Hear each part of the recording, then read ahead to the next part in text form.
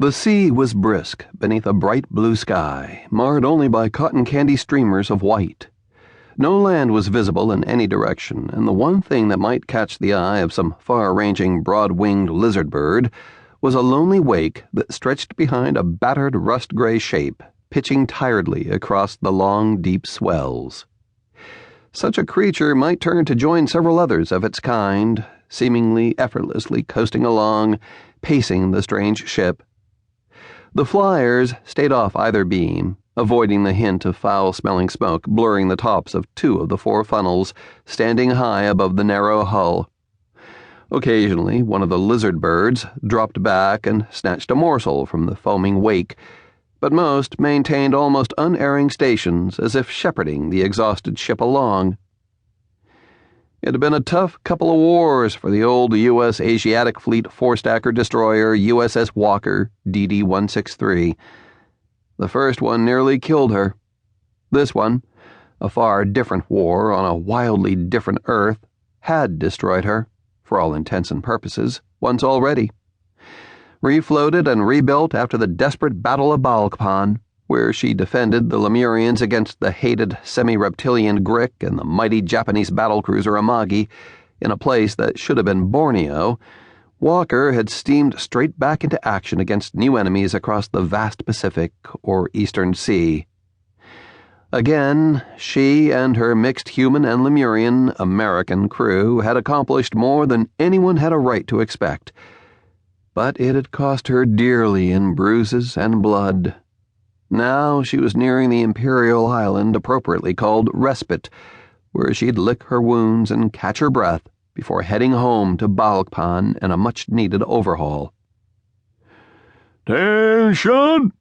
rumbled the hulking chief gunner's mate, Dennis Silva, practically guarding the fancy Lemurian embroidered curtain that separated the passageway from the wardroom. Chairs and stools squeaked and clattered against the less pleasant shade of cracked green linoleum on the deck as those in the crowded wardroom stood. Stools still seemed out of place, but chairs were uncomfortable for Lemurian tales. "As you were," Lieutenant Commander Captain Matthew Reddy responded mildly, escorting several others into the compartment. He was tall, with premature gray threading his brown hair at the temples. The pace of operations had also cost him considerable weight, giving his finely tailored Lemurian-made khakis a slightly disheveled appearance. His intense green eyes and quick smile undermined any possible impression that he was overwhelmed by his responsibility, however. Captain Reddy commanded Walker, but he also bore a great many other burdens on this strange world.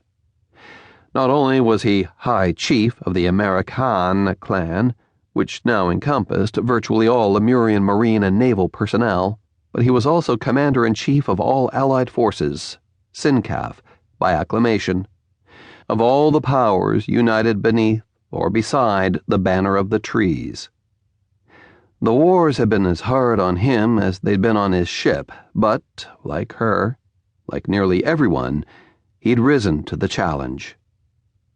Those gathered in the wardroom quickly resumed their seats, making way for Matt, Nurse Lieutenant Sandra Tucker, and His Excellency, Lord Bolton Forrester, the new ambassador from the Empire of the New Britain Isles, to find theirs at the battered table in the center of the compartment. "Good afternoon, gentlemen and ladies," Matt amended for Sandra's benefit, and for that of Lieutenant Tab-At, or Tabby, the newly appointed engineering officer. Tabby was modestly dressed in a t-shirt and kilt. Wearing a top was something she did more often now that she was an officer, but the clothing did little to hide the fact that she was female. The silky gray fur on her arms and face was still blotchy in places where it hadn't quite covered all her steam scars, and Sandra winced slightly at the sight.